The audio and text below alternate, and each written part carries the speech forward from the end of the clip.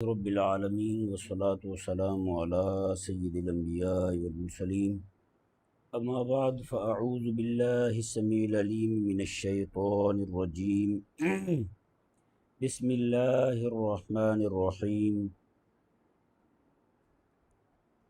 الذین اوتوا العلم درجات صدق اللہ العظیم وبلغنا رسولہ النبی الکریم الامین بلغ العلا بکمالہ کشف الدجا بجمالہ حسنت جمیع خصالہ صلوا علیہ وآلہ یا صاحب الجمال و یا سید البشر من وجہک المنیر لقد نور القمر لا يمکن الثناء کما کان حقہ بعد از خدا بزرگ توئی قصہ مختصر۔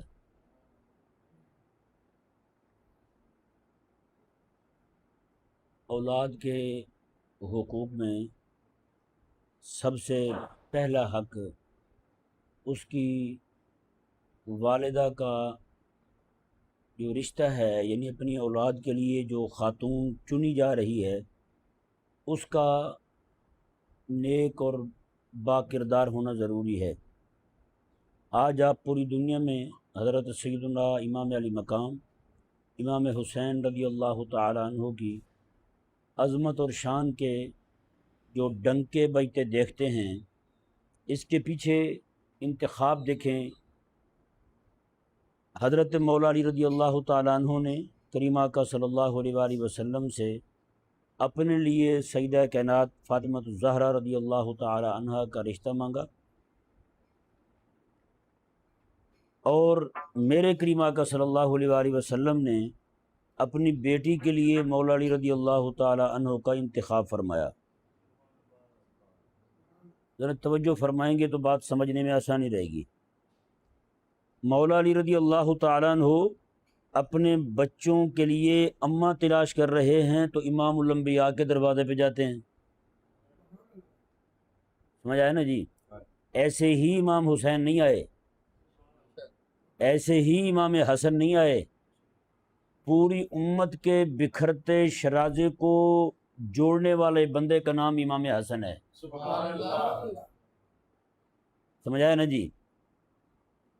آخر اتنا باصلاحیت، اتنا با کردار، اتنا معتمد بندہ کیسے، اس کی تربیت تو ہوئی ہوگی نا، ظاہر ہے امام حسن پاک رضی اللہ تعالیٰ عنہ کی کس طور پہ ان کی تربیت کی گئی ہوگی کہ دونوں طرف سے نکلی ہوئی تلواریں بالکل ایک دوسرے کی گردنوں تک پہنچ چکی ہیں۔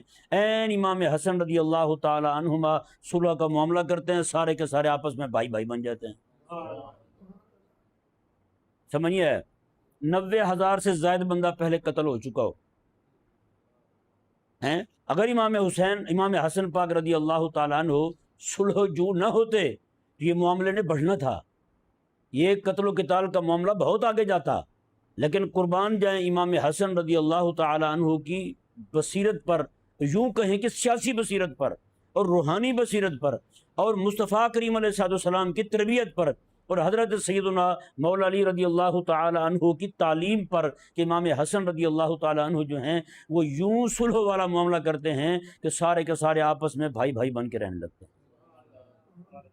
پھر امام حسین رضی اللہ تعالیٰ عنہ جو ہیں، آپ کو بھی آپ دیکھیں، یہاں پہ بڑی قابل غور بات ہے، امام حسن رضی اللہ تعالیٰ عنہ آپ صلح فرما رہے ہیں حضرت امیر معاویہ کے ساتھ۔ اب جو بندہ حضرت امیر معاویہ کا دشمن بنے گا وہ حسنی نہیں ہو سکتا۔ امام حسن کی صلح ہے، سمجھیے، جو بندہ حضرت امیر معاویہ کا دشمن بنے گا وہ حسنی نہیں ہو سکتا، اور جو یزید سے صلح کرے گا وہ حسینی نہیں ہو سکتا۔ اور سنی وہ ہوتا ہے جو حسنی بھی ہوتا ہے اور حسینی بھی ہوتا ہے۔ نہیں سمجھ آیا؟ یہی تو زیادتی کی ہے دوسرے لوگوں نے کہ ان سے پوچھے جائے ائمہ کون کون ہیں، وہ کہتے ہیں مولا علی ابو الائمہ ہے، اماموں کے ابا جی ہیں، امام حسن امام ہیں، امام حسین امام ہیں، امام حسین کے آگے بیٹے امام ہیں، امام حسین کے آگے بیٹے جتنے بھی آ رہے ہیں سارے امام حسین کے بیٹے ہیں۔ یہ بندہ پوچھے بھی امام حسین جو ہیں ان کی اولاد میں امام ہیں اور امام حسن کی اولاد میں کوئی امام ہی کوئی نہیں، یہ کیا طریقہ ہے وہ تمہارا بھائی؟ یہ کس نے تمہاری تربیت کی ہے کہ امام حسن پاک رضی اللہ تعالیٰ عنہ کی اولاد میں کسی کو آپ امام ہی نہ مانو؟ حالانکہ امام حسن رضی اللہ تعالیٰ عنہ کی اولاد میں اتنے بڑے بڑے ائمہ ہوئے ہیں، نہیں سمجھ آئی؟ اچھا پھر پتہ نہیں کس منہ سے امام حسن رضی اللہ تعالیٰ عنہ کی اولاد میں کوئی امام نہیں مانتے، پھر امام مہدی رضی اللہ تعالیٰ عنہ کا چرچا بھی بڑھ چڑھ کے وہی کرتے ہیں۔ امام مہدی رضی اللہ تعالیٰ عنہ امام حسن کی اولاد میں سے ہوں گے؟ میرے کریم آقا صلی اللہ علیہ وسلم نے خود فرمایا کہ میرا بیٹا جو حسن ہے میں اسی کی اولاد میں سے اللہ تبارک و تعالیٰ میرے نام پر ایک بچے کو کھڑا کرے گا، وہ جوان ہوگا، پھر اللہ تبارک و تعالیٰ کے دین کو پوری دنیا میں غالب کر دے گا، پوری دنیا کے اندر سوائے اللہ اکبر کے کوئی اور آواز بلند ہی نہیں ہوگی، صرف یہی آواز بلند ہوگی۔ بتائیں یہ ساری برکت کیسے امت کے سامنے آئی؟ فقط اس بات پر سامنے آئی کہ میرے حبیب کریم علیہ الصلوۃ والسلام نے اپنی بیٹی کے لیے انتخاب جو کیا وہ کس بندے کا کیا ہے؟ بظاہر دنیاوی مال کچھ بھی نہیں ہے مولا علی کے پاس، کچھ بھی نہیں ہے۔ سمجھ آیا نہیں سمجھ آیا؟ یہاں تک کہ مولا علی رضی اللہ تعالیٰ عنہ جو کچھ بھی تحفے میں دے رہے ہیں، گھر کا سامان لا رہے ہیں، وہ بھی حضرت عثمان غنی رضی اللہ تعالیٰ عنہ نے کوئی شے آپ کو پیش کی تھی تحفے کے طور پہ، اسی کو بیچ کر کے گھر کا سارا سامان آیا ہے۔ آج جو ہے سب سے پہلے کیا دیکھا جاتا ہے؟ سچی بات ہے اتنی عمر ہو گئی میری بھی، ایک بندہ، صرف ایک بندہ، اس نے مجھے کہا جی میں نے اپنی پوتی کا رشتہ کرنا ہے، اس کے ابا فوت ہوئے ہیں، بس بیٹا دیندار ہو، چاہے گھر میں کوئی شے نہ ہو کھانے کی، مجھے قبول ہے، مجھے قبول ہے۔ بتائیں آج کوئی ہے کہ ہے کسی کا جگر ایسا کہ اپنی بیٹی جو ہے نا ایسے بندے کے ساتھ روانہ کر دے جو بالکل کنگال ہو؟ آج کل کہتے ہیں دیکھیں کنگال پن دو طرح سے ہوتا ہے، ایک اخلاقی حوالے سے، ایک مالی حوالے سے۔ مالی حوالے سے کنگال پن برداشت نہیں ہے، اخلاقی حوالے سے کنگال پن برداشت ہے۔ اخلاقی حوالے سے بدخلق ہو، چل جائے گا، کچھ نہیں ہوتا، بیٹی ٹھیک کر لے گی۔ شرابی ہے، کچھ نہیں ہوتا، بیٹی ٹھیک کر لے گی، سارا کچھ بیٹی ٹھیک کر سکتی ہے۔ لیکن اگر اس کے مالی معاملات کمزور ہیں تو نہیں، بیٹی اتنی کمزور ہو جاتی ہے جو شوہر کو سیدھا کر سکتی ہے، اس کے مالی معاملات ٹھیک نہیں کر سکتی، ہے یا نہیں ایسا؟ قربان جائیں میرے حبیب کریم صلی اللہ علیہ وسلم نے اپنی شہزادی سیدہ کائنات ہیں، جنتی عورتوں کی سردار ہیں، ان کے لیے جس شوہر کا انتخاب کر رہے ہیں آقا علیہ السلام، اپنے لیے داماد چن رہے ہیں حضور، وہ مولا علی رضی اللہ تعالیٰ عنہ کو چن رہے ہیں۔ اور اس کے بعد مولا علی رضی اللہ تعالیٰ عنہ کو دیکھیں، وہ اپنے لیے جس خاتون کا انتخاب کر رہے ہیں، اپنے بیٹوں کی اماں کا انتخاب کر رہے ہیں، وہ بھی خاتون کوئی عام خاتون نہیں ہے، وہ بیٹھی اس دنیا پہ ہے لیکن اس کی سرداری جو ہے وہ جنت میں چل رہی ہے، سیادت مالک نے عطا فرما رکھی ہے ان کو، حضرت سیدہ کائنات فاطمہ الزہرا رضی اللہ تعالیٰ عنہ کو۔ اور پھر دیکھیں دنیاوی ظاہری معاملات کی وجہ سے خود جب مولا علی رضی اللہ تعالیٰ عنہ اپنی گھر والی کو لے کے گھر پہنچتے ہیں، حضرت سیدہ کائنات رضی اللہ تعالیٰ عنہ کو آپ نے ان کو بھی بٹھایا، اپنی اماں کو بھی بٹھایا۔ مزے کی بات یہ مولا علی رضی اللہ عنہ کی جو اماں ہیں ان کا نام بھی فاطمہ ہے، اور ان کی جو زوجہ ہیں ان کا نام بھی فاطمہ ہے۔ حضرت فاطمہ بنت اسد اور ان کی شہزادی، ان کی جو گھر والی ہیں حضرت مولا علی رضی اللہ عنہ کی، وہ حضرت فاطمہ بنت محمد رضی اللہ تعالی عنہ وصلی اللہ تعالی علیہ وسلم ہیں۔ اور دونوں کو بٹھاتے ہیں، حضرت مولا علی رضی اللہ تعالیٰ عنہ کہتے ہیں اماں باہر کے کام سارے آپ کریں گی، گھر کے کام سارے فاطمہ کرے گی۔ سمجھ نہیں آیا؟ یہاں جو ہے 4 جماعتیں انگریزی کی پڑھ لے 11 12 تو سب سے پہلے یہی بات کرتی ہے گھر کے کام کرتے ہوئے مجھے بہت پڑتی ہے، گھر کے کام مجھ سے نہیں ہوتے۔ بندہ پوچھے جو جنتی عورتوں کی سردار ہیں ان کو تو مولا علی کہتے ہیں کہ گھر کے کام تو نے کرنے ہیں، انہوں نے کہا بھی ٹھیک ہے حضور کرنے ہیں، کیوں نہیں کر رہے ہیں؟ امام الانبیاء علیہ السلام کی بیٹی سیدہ کائنات ہو کے وہ گھر کے کام کر رہی ہیں، اور گھر کے کام اتنے کرتی ہیں کہ خود مولا علی رضی اللہ تعالیٰ عنہ ایک دن گھر جاتے ہیں، جا کے اپنی گھر والی کو کہتے ہیں کہ دیکھو بات سنو، آقا علیہ السلام کے پاس غلام آئے ہوئے ہیں، آپ بھی جا کے کہہ دو یا رسول اللہ صلی اللہ علیہ وسلم کو غلام دے دیں، سارا دن کام کرتے کرتے مجھے تھکاوٹ ہو جاتی ہے، چلو ہاتھ پہ چھالے بن جاتے ہیں، آپ کوئی چلو غلام مل جائے گا، کچھ نہ کچھ کام میں ہاتھ بڑھ جائے گا، کوئی تعاون ہو جائے گا۔ قربان جائیں میرے کریم آقا علیہ السلام کی بارگاہ میں پہنچ جاتی ہیں، حضرت سیدہ کائنات رضی اللہ تعالیٰ عنہ میرے آقا علیہ السلام کی بارگاہ میں عرض بھی کر دیتی ہیں، ابھی غلام یہ نہیں کہ ختم ہو گئے ہیں، غلام بھی موجود ہیں۔ میرے آقا علیہ السلام کی بارگاہ میں عرض کرتی ہیں، آقا علیہ السلام میں ہاں بیٹا بتاتا ہوں تجھے بھی، سب کو غلام دے دیے۔ جب حضرت سیدہ کائنات رضی اللہ تعالیٰ عنہ کی طرف دیکھا، میرے آقا علیہ السلام نے کہا کہ بیٹا میں تمہیں وظیفہ دیتا ہوں، تھکاوٹ اتارنے والا، ہیں میں تجھے وظیفہ دیتا ہوں تھکاوٹ اتارنے والا. ہر نماز آج تک جو امت تسبیح فاطمہ پڑھتی ہے، یہ تسبیح فاطمہ یہ اسی کی برکت ہے. ہیں جو حضرت سیدہ کائنات قسم خدا کی، یہ تو ساری بیوی بھی پڑھتی ہیں، گھر میں نوجوان بھی پڑھتے ہیں، مسجد میں بھی پڑھتے ہیں، سارے امام سے لڑ بھی پڑھتے ہیں. میری تسبیح پوری نہیں ہوئی تھی، آپ نے دعا کر دی ہے.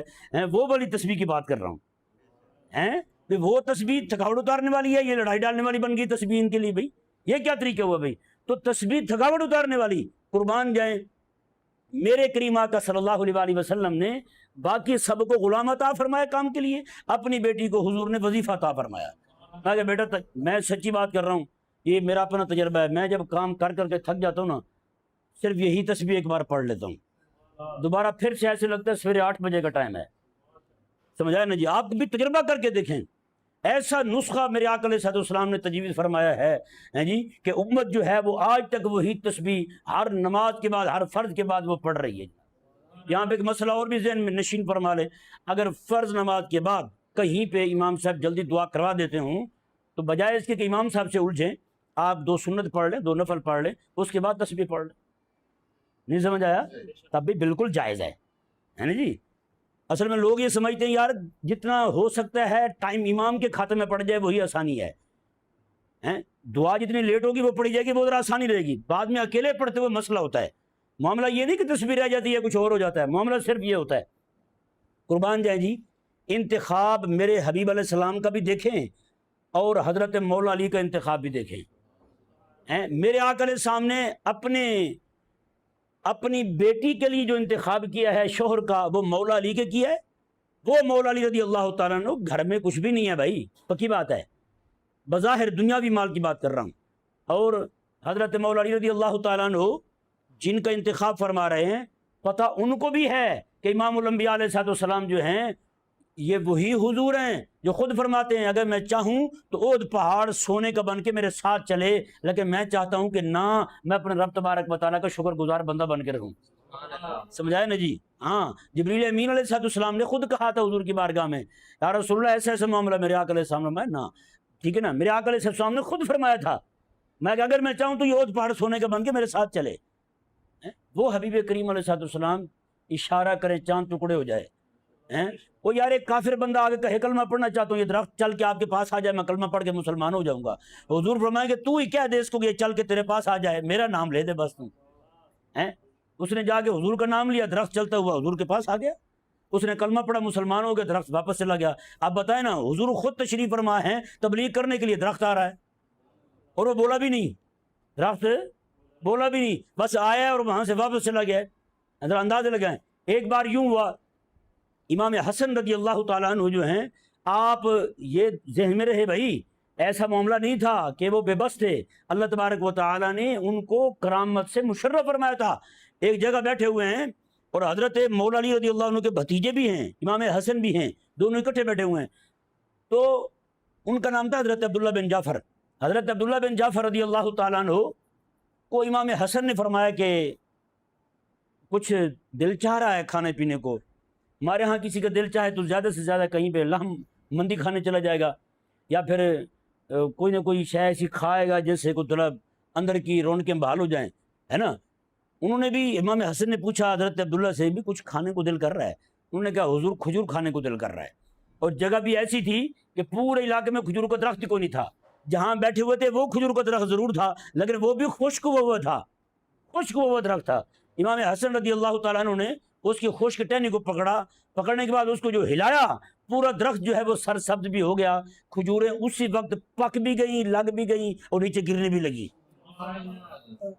ایک بندے نے وہاں بیٹھا ہوا تھا دور، دیکھ کے کہنے لگا یہ کو لگتا ہے حسن جادوگر ہے، یہ حسن جادوگر ہے، یہ اس کے جادو کا اثر ہے. امام حسن رضی اللہ عنہ نے فرمایا خدا تمہیں ہدایت دے، یہ محمد رسول اللہ صلی اللہ علیہ وسلم کے نواسے کی دعا کا اثر ہے. یہ رسول اللہ علیہ السلام کی نواسے کی دعا کا اثر ہے، یہ جادو کا اثر نہیں ہے. اللہ اکبر کبیرہ. تو پیارے اور محترم بھائیو، آپ امام حسن پاک کی، امام حسین رضی اللہ تعالیٰ عنہما کی سیرت کو دیکھیں. حضرت سیدہ کائنات، آخری حدیث پاک سنا رہا ہوں، حضرت سیدہ پاک رضی اللہ تعالیٰ عنہ میرے آقا علیہ السلام کے وصال شریف سے کچھ پہلے امام حسن کو، امام حسین کو لے کر کے حضور کی بارگاہ میں آتی ہیں، یا رسول اللہ انہیں بھی کچھ عطا فرما دیں. انہیں بھی کچھ عطا فرما دیں۔ میرے آقا علیہ السلام نے 2 چیزیں امام حسن کے لیے اور 2 چیزیں امام حسین کے لیے حضور نے فرمایا میں ان کو یہ دے دی ہیں۔ میں نے امام حسین کو کیا دیا؟ چونکہ بات امام حسین کی کر رہے ہیں لہذا امام حسین کا ذکر میں کرتا ہوں۔ میرے آقا علیہ السلام نے فرمایا کہ حسین کے لیے میری سخاوت بھی ہے اور میری جرأت اور شجاعت بھی ہے، میری جرأت اور شجاعت بھی ہے۔ آپ بتائیں یار، یہ 2 چیزیں ہیں۔ آج دکان پہ بندہ چلا جائے، اسے کہ یار وہ خیرات دے دو، 10 روپے تو دے سکتا ہے، لیکن اس کے اندر جو سخاوت والی صفت ہے وہ بھی آگے کسی کو دے سکتا ہے؟ کسی کو نہیں دے سکتا ہے یا نہیں؟ اور اسی طرح جرأت اور شجاعت جو ہے وہ کسی بندے میں ہو تو لوگ ایسے بندوں کے ساتھ ملتے ہیں، ان کے ساتھ دوستانہ رکھتے ہیں، وہ جا کے کہتے ہیں یار یہ تو وہ کر سکتا ہے، کہیں اس کا معاملہ ہو اسے نکلوا سکتا ہے، کیا وہ یہ بھی کر سکتا ہے کہ اپنی جرأت اور شجاعت والی جو صفت ہے وہ اس میں منتقل کر دے؟ ایسے تو نہیں ہو سکتا۔ لیکن قربان جائیں، یہ بارگاہ امام الانبیاء کی بارگاہ ہے۔ حضرت ابو ہریرہ رضی اللہ تعالیٰ عنہ کہتے ہیں یا رسول اللہ بھول جاتا ہوں، بخاری میں حدیث پاک ہے، کچھ یاد نہیں رہتا۔ میرے آقا علیہ السلام نے میں چادر بچھاؤ، وہ چادر بچھاتے ہیں، حضور اس طرح ہاتھ بھر کے نا بک مار کے اس طرح چادر میں دوسری بار تیسری بار 3 بار حضور یہی کرتے ہیں۔ آقا علیہ السلام میں اٹھا کے سینے سے لگا لو۔ حضرت ابو ہریرہ کہتے ہیں واللہ ما نسیتو، قسم خدا کی اس کے بعد میں کوئی شے بھولا ہی نہیں۔ اس طرح حافظہ کو دیتا ہے کسی کو؟ پھر یار کیوں باتیں کرتے ہو ایسے تم ہیں؟ میرے آقا علیہ السلام نے فرمایا یوں ہی جیسے حضرت ابو ہریرہ کو حضور نے حافظہ عطا فرمایا، میرے آقا علیہ السلام نے میں فاطمہ میں اپنے حسین کو اپنی شجاعت بھی دے رہا ہوں اور اپنی سخاوت بھی دے رہا ہوں۔ قربان جائیں قسم خدا کی، وہ ایک بندہ آیا امام حسین کے پاس، کہنے لگا کوئی شے دے دیں۔ آپ گھر تشریف لے گئے، آپ نے اپنے خادم کو فرمایا میں کوئی شے ہے؟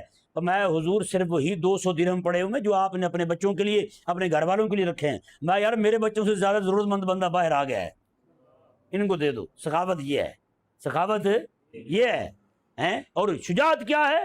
اللہ اکبر کبیرہ۔ حضور کے ایک صحابی ہیں، وہ فرماتے ہیں میں آخری وقت تھا امام حسین رضی اللہ تعالیٰ عنہ کا، میں جب کربلا میں پہنچا ہوں میں نے کیا دیکھا، چاروں طرف سے امام حسین رضی اللہ تعالیٰ عنہ گھیرے جا چکے ہیں، چاروں طرف سے دشمن حملہ آور ہیں، لیکن اس کے باوجود امام حسین رضی اللہ تعالیٰ عنہ کے ماتھے پہ صبر اور اطمینان جو ہے اس کا نور ایسے چھلک رہا تھا کہ آپ کو ایک ماسہ بھر بھی پریشانی کو دی تھی۔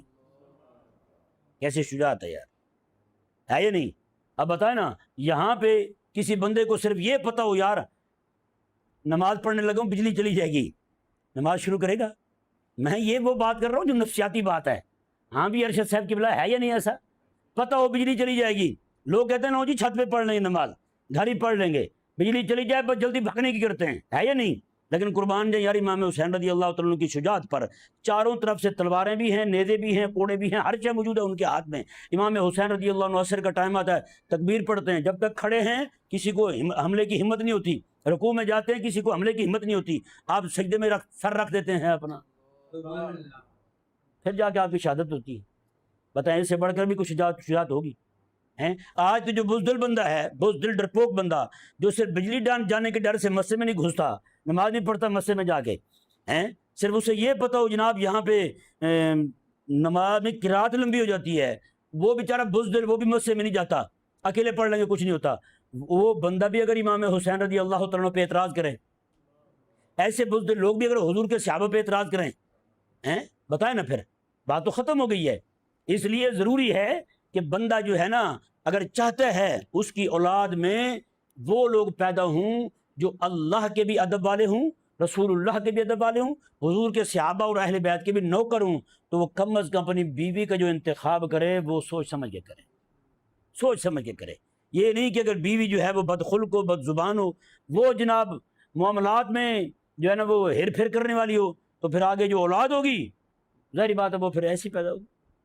اللہ تبارک و تعالی جو کچھ کہا سنا اسے یاد رکھنے کی، عمل کرنے کی توفیق عطا فرمائے۔